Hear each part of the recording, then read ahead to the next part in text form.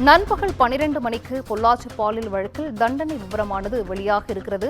இதுகுறித்து நம்முடன் பேசுவதற்காக உயர்நீதிமன்ற வழக்கறிஞர் நதியா அவர்கள் நம்மோடு இணைப்பில் இருக்கிறார். மேம் வணக்கம்.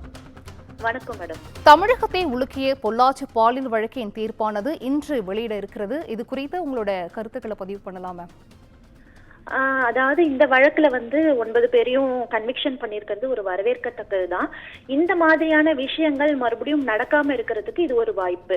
அதாவது ஒரு நல்ல ஒரு ஜட்ஜ்மெண்டா இது இருக்குது அப்படின்னு சொல்லலாம் மேடம். மேம், 2019ஆம் ஆண்டு பதியப்பட்ட இந்த வழக்கின் தீர்ப்பானது இன்றைய தினம் வழங்கப்பட இருக்கிறது. கிட்டத்தட்ட ஒரு 6 ஆண்டுகள் கழித்து இன்றைய தினம் இந்த தீர்ப்பு வழங்கப்பட இருக்கிறது. இந்த அளவுக்கு இந்த காலதாமதம் எதற்கு மேம்? அதாவது காலதாமதம் எல்லாரையுமே விசாரிக்கணும் இல்லையா? சிபிஐக்கு போறாங்க, அதுக்கப்புறம் சாட்சிகள் 1500 அதாவது பக்கங்கள் சார்ஜ் ஷீட் ஃபைல் பண்ணதா சொல்லப்படுது. ஸோ இந்த எல்லாமே இந்த ப்ராசஸ் முடியறதுக்கு காலதாமதம் ஆகதான் செய்யும்.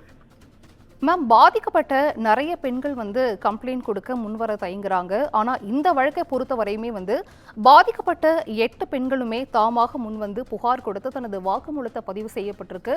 ஸோ இந்த மாதிரியான இந்த பொள்ளாச்சி வழக்கு இன்றைய தினம் நண்பகல் 12 மணிக்கு தண்டனை விவரம் வெளிவர இருக்கு. ஸோ இந்த தண்டனை விவரம் எந்த மாதிரி இருக்கும், என்ன மாதிரியான தண்டனைகள் வழங்கப்பட வாய்ப்பு இருக்கு மேம்?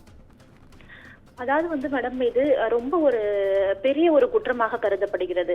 இதுல பாத்தீங்கன்னா 20 வருஷம் வரைக்கும் தண்டனை கொடுக்கலாம். அப்படி இல்லைன்னா ஆயுள் தண்டனை. ஆயுள் தண்டனை அன்டில் டெத்ன்னு சொல்லுவாங்க. லைஃப் சென்டென்ஸ் அன்டில் டெத்ன்னு சொல்லுவாங்க. அதாவது சாகும் வரை ஆயுள் தண்டனையை அனுபவிக்கணும், அவங்க வெளியே வர முடியாது.